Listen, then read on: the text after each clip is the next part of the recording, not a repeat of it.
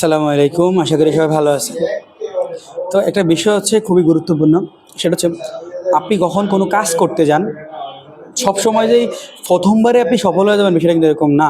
হ্যাঁ, কিছু, কিছু ক্ষেত্রে আছে আপনি একবার করছেন, একবারে সফল হয়েছেন। কিন্তু অনেক ক্ষেত্রেই দেখবেন যে আপনি কাজ করতে গিয়েছেন, আপনি চেষ্টা করছেন, ব্যর্থ হয়েছেন। তার মানে কি এটা? এই কাজটা আপনার দ্বারা কখনো করা সম্ভব না। আপনি সারা জীবনের জন্য ব্যর্থ? না। সো আপনি যতক্ষণ পর্যন্ত সফল না হবেন, ধৈর্য ধরে এই কাজটা বিভিন্নভাবে করে যান, কোনো না কোনোভাবে কিন্তু আপনি সফল হয়ে যাবেন। সো আমি এটাই বলতে চাচ্ছি যে আপনি কখনো ছেড়ে যাবেন না।